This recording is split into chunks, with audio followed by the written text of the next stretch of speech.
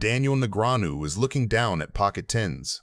Pre-flop begins with a standard yet deceptive setup involving three very different playing styles. Negreanu, operating from position, opens the pot to 2,500, looking to thin the field. Phil Lack, holding ace-queen offsuit, finds himself in a spot where many aggressive pros would 3-bet to isolate the opener. However, just calls.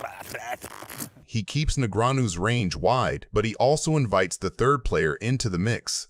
Rick Salomon, never one to turn down a cheap flop with a suited connector, comes along with 6-3 suited.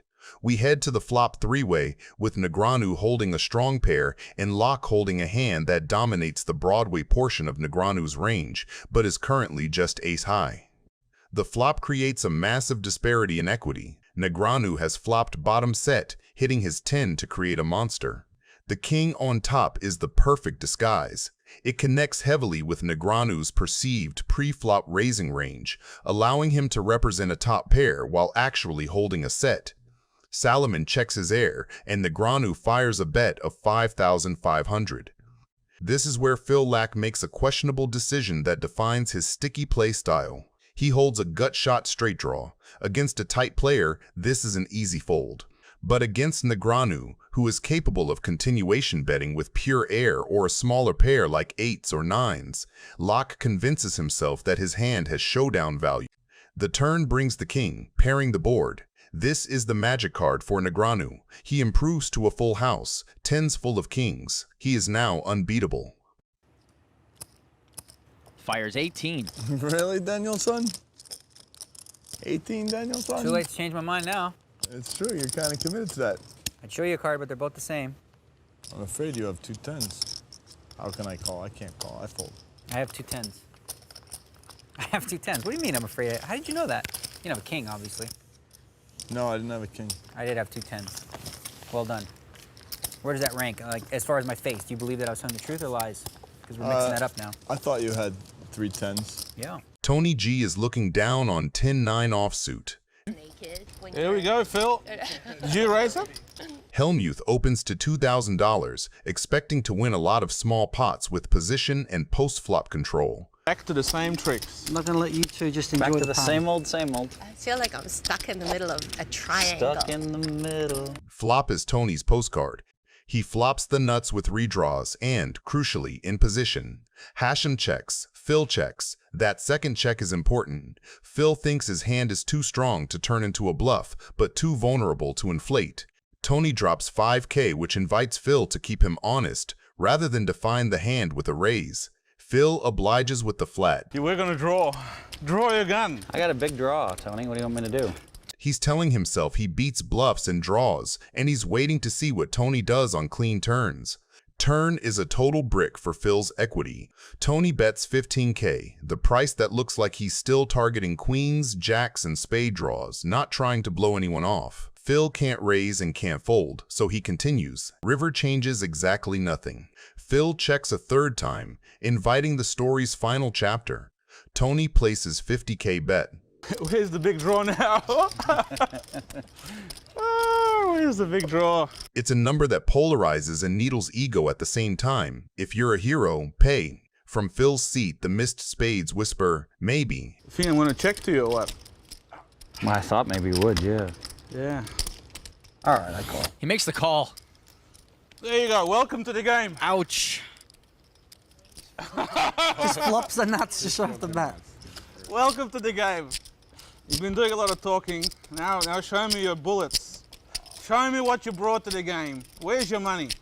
Don't tell me you're gonna play with that crap. You're not gonna embarrass yourself here, are you? Yet again. Phil, produce. Pull out your money. Tony, you are a real beauty. I hope the fans at home appreciate what they see from you. The loose cannon is looking down on 10-8 suited. He opens to 2,000 from early position and gets a crowd of people that flat behind him. Nobody is squeezing, so the pot goes multi-way with a lot of capped ranges. Ferdinand still owns the initiative, but he is also walking into a four-way pot which can always get messy. Love the action, boys. I could use these chips. Yeah, we're giving you the action, you know that. Can you feel the love? I love it. You'll get the opportunity, that's for sure. Well, if I fold, I'm definitely rooting for you to win. Flop comes a minefield. Veldhuis has queen 9 suited and quietly connects with top pair. Ferdinand's 10-8 is the hand of the moment here. A flop straight with front door flush and straight flush draws. Minieri has 2 big overcards and air. Jetton has 10-3 and is done unless something weird happens. Checks roll around to Veldhuis, and that tells him exactly what he needs to know. Nobody screaming straight or a set, and Ferdinand did not stab as the pre-flop raiser. Veldhuis takes the lead for 5,700. I'm all in. And he's going all in again. Abe folds. I wonder who we rooting for this hand. Probably rooting for me to fold. Ferdinand does not mess around. He rips it. With a flop straight and front door flush, his shove is the classic pressure play. You got some sick reads, Lex. You got reads on all of us. We know one guy that's rooting for you to fold. There he is. There he is. I know. He's about to come over and take your cards and throw them right in the muck. And by using his image of the loose cannon, Veldhuis thinks for about a beat and then Lex calls. And Bobby loves it. You got it? Oh my God. Wow, everything. That is everything. Pretty nice hand, sir. Nuts. Nuts redraw. All season long, I see loose cannons going all in with ace high, middle pair, bottom pair. No. That's like going through my head. You can't even hit the 9 of diamonds to help you make a full house here. Just the one time is fine for Bobby, thanks. The meaningless river. Oh, straight flush. Straight flush he made. That's sick. Phil Hellmuth is looking down at pocket kings. A hand that usually promises a massive pot but often ends in a headache for the poker brat. He opens the action to 800. It is a small, inviting raise designed to keep players in the pot rather than blow them away. Dario Minieri, the aggressive Italian pro known for his fearlessness, looks down at ace-5 offsuit. It's usually where you raise it up on me, Dario. It is a marginal hand, but against a small raise, he decides to defend. Bill Perkins comes along with 10-7 suited, creating a 3-way pot. Cost me $4 to play. Perkins calls with the 10-7. I get to play against my new target. How many targets you have? Target! The flop is an absolute disaster for Hellmuth. It is the nightmare board for pocket kings. Phil, staring at 2 aces, wisely checks. He knows that betting here accomplishes very little. However, the crucial play comes from Minieri. Sitting on trips, he checks back. The turn brings the 5. Perkins checks. I better bet. I gotta. You better bet something. 1,200. A card that looks innocent but is actually the final nail in the coffin. Hellmuth, having seen the flop check around, now convinces himself that his kings might actually be the best hand. He bets 1,200, trying to extract value from a queen or a smaller pocket pair. Minieri, holding the nuts, simply smooth calls. This call is lethal. It reinforces the story that he has a marginal hand. Hellmuth, now fully committed to the narrative that his kings are good, bets 2,800 for value. He believes he is targeting a queen. Minieri, having trapped for 2 streets, finally springs into action. He raises to 6,600. This raise sends Hellmuth into a tailspin. It's just a really kind of unreal night, huh? Wow, how can this happen every time I'm in the game here? He knows deep down that a river raise on this board texture, especially after the turn call, screams strength. However, the raise is sized perfectly. I guess you got me. Let me see, buddy. I got you. Never bluff. Dario takes it down. Ace-5. That's good. Phil shows the kings. Good the king didn't come on the river. Look at that silver lining, huh? It's unbelievable. This kid was drawn to a 2-outer on me, and a 3-outer, and a 4-outer. You got pocket kings? Yeah, pocket kings. I only lost 10,000, so it's pretty, good. That's astounding. It's astounding. Then you only lost You think I 10,000. ever win? You think I ever win in this game with kings or queens? They always hit their frickin' weird card. You know that weird card? Daniel Negreanu is looking down at Jack-9 offsuit. Freak. What a freak. He's a gift from nature. Wow, you know what? I'm glad that I've changed your opinion because I don't really ever want to be known as a normal guy. Pre-flop begins with a dynamic that always promises action. Negreanu has placed a straddle, effectively buying the big blind and doubling the stakes before the cards are even dealt. This forces the table to play for a bloated pot and creates aggressive incentives. Randy Lou, the online volume king, looks down at ace-3 suited. This is a hand that thrives in deep-stacked, straddled pots because of its nut potential. Lou raises to 2,500, attacking the straddle aggressively. What is that? What did you do? 25? 25. Well, your button VPIP is rather high as well. I'm not Bryn. I know, but you still play a lot of pots in that late little position, so I can call here profitably long term. Yep. Daniel makes the call. If you were nitty, I would have folded this hand. The flop falls a monotone miracle. For Negreanu, this is a tricky spot. He has flopped middle pair with his jack, giving him a piece of the board, and knowing him, he definitely wants to call. Okay, this could be trouble for both of us. I'm already feeling a lot of pain. Check. Oh, so fast. You don't think. He's so good. Online, the same thing. 75 decisions in 3 seconds. How much? 35. Well, I can't fold. How many times do you misclick a day? He doesn't misclick. He's Never? Genius. Yeah. Negreanu decides to peel one card.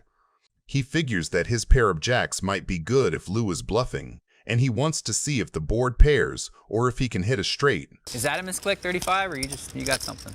Miss chip. The turn brings the 7, and it is the 4th heart on the board. This card drastically changes the whole hand. Well, now this kind of kills the action. There could have been a whole craziness. Now the heart's already there, so either you got one or you don't, right? I'm gonna defer. 9,000. Okay. You're good. You bet like a medium heart here, too. I know you. 9,000? 9,000. Okay, you bet a lot of hands here. Good player you are. I like to bet 9. I don't have a heart, so I'll let you take it. Thank you. Good bluff. No, you didn't bluff. You had it. Of course I had it. Did something. Of course I had 2 cards.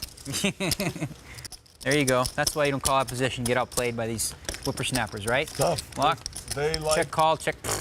Phil Hellmuth is looking down at ace-king offsuit. Nice. I'm going to straddle it. Of course you are. Pre-flop begins with a straddle from Tony G, a move designed to double the stakes and irritate the tighter players at the table. I feel I should be winning more. I mean, I feel like you should be I made too. some, like, especially here to the Argentinian, I've been too generous. Phil Hellmuth, sitting with ace-king offsuit, decides to punish this loose aggression. He raises to 2,800, a sizable raise meant to isolate the straddler and claim the dead money immediately. There you go. He's going to make a move out of position again. Against a player like Hellmuth, this hand is often dominated, but Tony relies on his ability to outmaneuver Phil post-flop And I rather have than qualified. pure card strength. Calls. Fortunately, you may double up. Maybe. He makes the call, setting the stage for a heads-up battle between the poker brat and the loudest mouth in the game. The flop is an absolute cooler. I think this one, just take it, Phil. Don't even bother betting. Phil bets 3K. I was kidding you. In a heads-up pot, this is a hand that Hellmuth considers invincible. Oh my God, you're such an I can fold this hand. Oh, John. don't fold it. Just stick it in. However, Tony G has flopped the absolute nuts. He knows that Phil is stubborn and will struggle to fold a big hand. He is building the pot while he knows Phil feels strong. I got a flush draw, Phil. I'll be honest with you. If you want, I'll even show you one of my cards. Maybe if he showed the jack of hearts. I'm all in. All right, I'll call. Brutal. I have a flush draw and a straight at the moment. And a straight. Flop the nuts and look at this, both slow playing. What are you slow playing here for? Just get it in. I mean, you know, how many times do you want to run it? One's good. I'm happy to run it 20 times. To have you like down on this. Maybe we should run it 3 times. I don't know. What do you think? 3 times? Yeah, 3 times at least will keep you in the game. Yeah, I would do 3. I've been deciding badly lately on how many times to run it. It's all the same. I'll let you choose, Tony. How about that? 3 times. Okay. I know, like the ace is coming, the first card. Ace I from know. space. I ran it once, like the last 2 or 3 times, and every time I missed. So I want to keep you in the game. That's why I want to run it like 8 times. You're going to catch one of them. Your boy's all in with the worst of it right now. Yeah, I just saw the hand. Yeah. There's the coach. He's in. You see the coach is there. Go and give him a massage. We've done it 3 times. He's been owned 2 out of 2 sometimes. The statistics are 100% owned by Tony G. Yeah, you've really been out Pots playing. played, 100% owned. I think Phil needs you. He does need I think Phil needs an ace or a king. And then if Phil goes, then I need you. I'm his second. Turn number 1. Phil makes a boat. Oh! Told you that ace is coming. I knew it. Did you peel it off right away? Yeah. Still, you feel good, right? At least you're going to be in the game. I mean, you could have missed out every time. Give him one more ace to get the aces out of the way. River wants a king. And the king. Oh, Beautiful. Sucks. Oh, that sucks. That's being overqualified, Phil. He slow rolled me. He's been like as bad as you can be. And of course, I peeled an ace. I should not have run this 3 times. I feel terrible, Phil. You're making me feel guilty. I'm sorry. I'm sorry I've been bashing up on you. Tony, that's just you, Tony. Sorry. We all know that. And imagine you're trying to take me on all the time. It's time to retire. I'll play with you all the time. Turn number 2, deuce of diamonds, no help to Phil. Appropriate. Tony's acting kind of deucey. You still got outs. River number 2. Jack of spades, Tony wins. Whoa, how close was that? Not really all that close.